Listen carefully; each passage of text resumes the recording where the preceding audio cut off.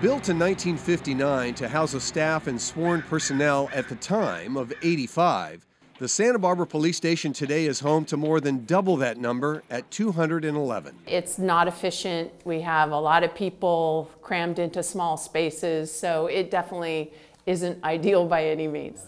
The building's deficiencies run on and on and on, from outdated electrical infrastructure and limited storage area to crawl spaces filled with asbestos and lead paint. It's nostalgic, it's historical, absolutely, but it doesn't function for the current public safety needs of the city of Santa Barbara. This cement structure is unreinforced and too expensive to bring up to today's earthquake codes. Plus, the building is too small and makes no economic sense to retrofit. Seismically, it is not up to today's code. It was built in 1959. My job is to get them out of that building as soon as possible. Brad Hess is the City of Santa Barbara's project manager in its effort to move out of the old station and into something larger, more efficient, and built for policing in the year 2020. The operations and the efficiencies that go on between the parking structure and the building actually facilitate what they do every day. Hess says officers still do a remarkable job despite the deficiencies. And as you can see, everything's a maze around here. Before we show you the future, here's the present. And then that's our holding cell area, our interview rooms, and then a witness interview room. Again, everything very compact. Captain Arroyo led us through every nook and cranny, including this room where the officers keep their gear. Every retrofitted closet like the one that's used as the female officer's locker room. And pointed out technology shortcomings which can mean a blown circuit or a communication breakdown at any time. The police station layout in many cases is not logically based, so operations and equipment go where things fit.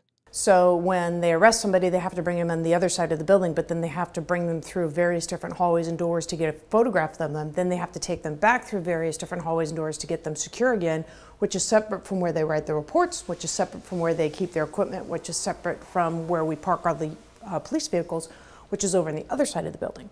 You get the point. The police department right now operates in 4 separate buildings because this isn't large enough for us. So what that does is it impacts the community directly. If the public comes to the counter for recovered property, they typically have to wait for it to be retrieved off-site. And the police department's public meeting room cannot handle large community-wide gatherings. A new building is being something that is truly a part of the community and will be better utilized and more accessible by the public as a whole. The Santa Barbara voting public as a whole said enough is enough in 2017. Citizens approved Measure C, a 1-cent sales tax increase for infrastructure improvements like a new police station. Measure C generates over $20 million a year. This is actually ideal. He's pointing to the city parking lot at Coda and Santa Barbara streets. You start with just a bare ground site, and you're able to design exactly the way you want to accommodate all the needs and create a really efficient system.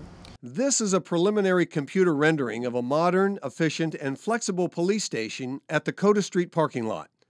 The design is 72,000 square feet consisting of 3 floors above ground and a basement level. The new building is going to be much taller ceilings, have a structural grid that facilitates movement within the building as needs and the program change. And the neighboring 250-space parking structure works in concert with the new police station. There will be a floor-to-floor relationship between the police station and the parking structure to create a more efficient day-to-day operation for both police personnel and the public. Right now, the police force is bifurcated through the community, and this is going to bring them all together into one place. Colonel is convinced that Santa Barbara residents will profit dramatically from a new police station. The building is going to be an opportunity to enhance the connection between the public and the police department. There's going to be a meeting room that will serve multi-uses.